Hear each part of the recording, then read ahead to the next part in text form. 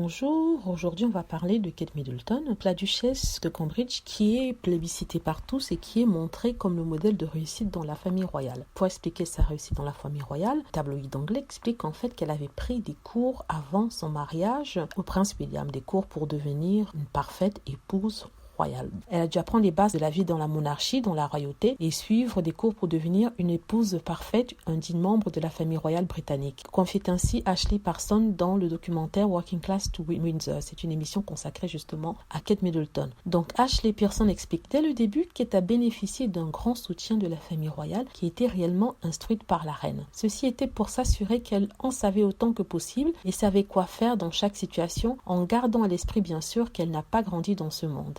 Des choses qu'on ne penserait jamais devoir apprendre, mais qu'une femme dans sa position aurait certainement besoin de connaître, souligne l'expert royal. Ce sont des petits détails qui font en fait la différence, des petits détails qui peuvent paraître anodins pour nous, mais qui sont très importants pour la royauté, pour les experts royaux et aussi pour les commentateurs, parce qu'un petit rien peut défaire une réputation. Ça semble étrange, je vous assure, mais c'est ça qui fait la différence entre une réussite ou un échec, ou alors entre être adulé ou alors être détesté. Donc, pendant 1 an, elle a été formée au mieux pour devenir la parfaite épouse d'un prince amené à régner. Si on devait faire le comparatif avec Meghan Markle, malheureusement Meghan Markle n'a pas eu ce training-là, mais en même temps Meghan Markle n'avait pas besoin de ce training parce qu'elle est arrivée dans la famille royale en étant une femme déjà formée avec sa propre opinion à elle, quelqu'un qu'on ne peut pas modeler. Alors que Kate Middleton avait juste la vingtaine, elle n'avait pas d'expérience de la vie normale, elle était modelable, elle était malléable, le genre de femme qu'on aime bien dans la royauté, le genre de femme qu'on sait qu'elle ne fera pas de vagues, qu'elle serait,